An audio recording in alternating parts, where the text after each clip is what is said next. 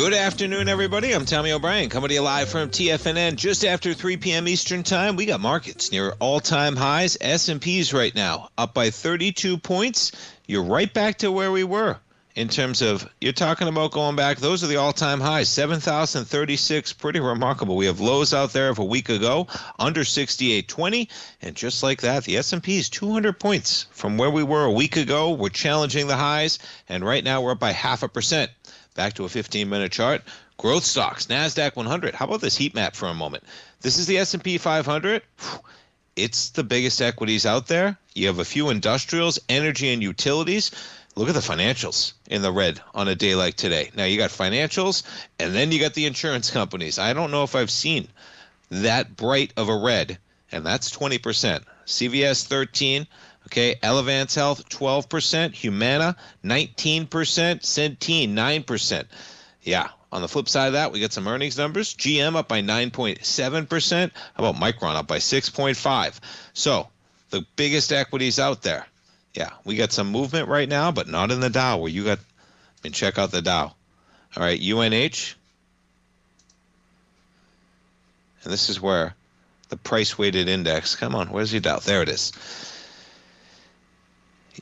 $300 equity, but you're talking about UNH right now, today alone in the Dow, you were down $70. 70. Okay, you take a look at this map. Verizon trades at $40. Okay, UNH alone, twice the whole impact of that equity. We have red as well. Boeing down 2.4% on their numbers as well. Dow off by 420 points. 49,145. The Russell up by 5. The 10-year right now, 4.23%. You jump over to the dollar, and man, that's one of the stories out here. You got metal prices pushing highs, but this dollar weakness, we are breaking some critical areas. And right now, folks, okay, don't understate where we are in the dollar. The dollar has not been this weak in 4 years. Yeah. That's it. Period. End of the sentence, man. And we are making a move, and this is how you break. Okay? You have this channel line here, and that goes all the way back to 2007. And boy, if we are breaking lower right now, and we got gold and silver, we got gold at 5,000, you got silver at 110, I think that market needs to breathe a little bit. You saw how quickly it might breathe on yesterday's pullback. But on a longer-term basis, you got dollar weakness, and that run is not going to stop, man. Okay?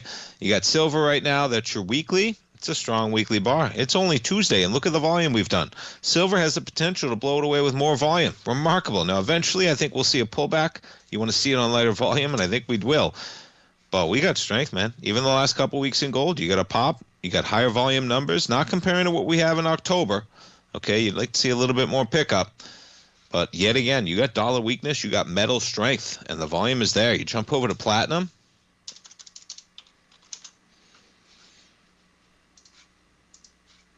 Yeah, now, a little bit of a different story, of course. Now, you have the meltdown really yesterday, okay? So platinum showing it's down 10%, but that's because the futures are closing at a number that's intraday here. It's showing it's down $278, almost $300. Okay, so the close of the session was probably somewhere around 1 o'clock, potentially futures close in platinum. If someone knows, it's probably something like that to be down, of course, almost $300 in the session. But nonetheless, platinum, you're $325 off the highs that you were at coming into yesterday. So volatility everywhere, natural gas. Look at this, we hit $7 yet again, just in the last hour. And you're back 6. Wow, look at this move, man. Whew. I think my dad used to call this thing the Widowmaker because it would just take you out because the volatility in natural gas, and you see it, folks. All right, there's nothing like that type of volatility, really. From $3 to $7.50. God bless you if you're ever short. And guess what? When you go parabolic, there's a potential they go right back down on the other side of that, of course.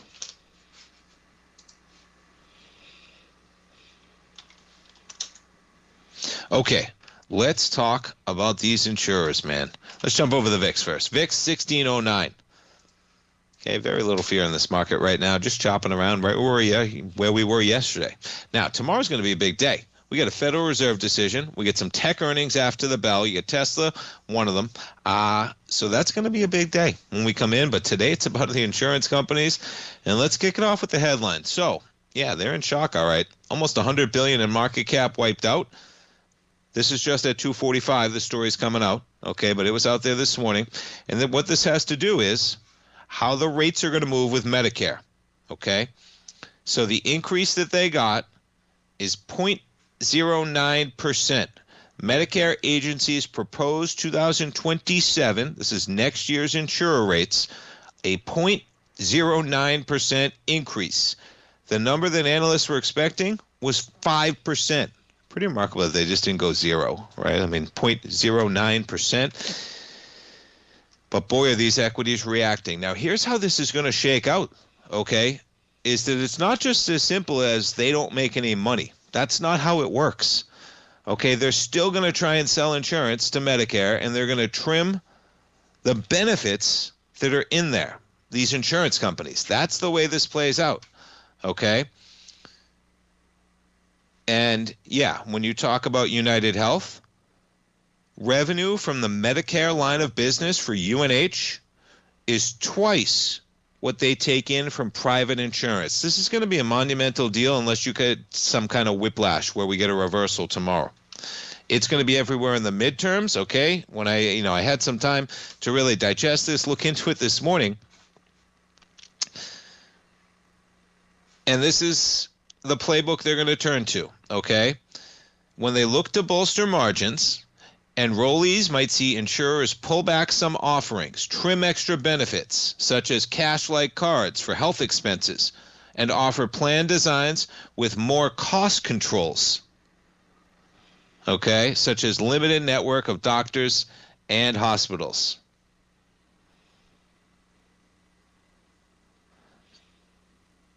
Yeah, and that,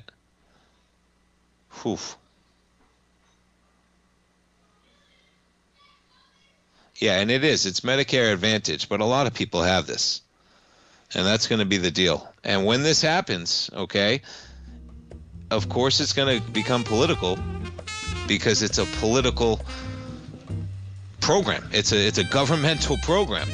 And the insurers, what are they going to do? Not only do they do that, right, but then, of course, they get the lobbying going, and they get the constituents out there, okay? And, man, we'll jump over to these charts when we come back. But, we'll take a look at it. We'll kick it off with UNH following their earnings as well. We'll come right back.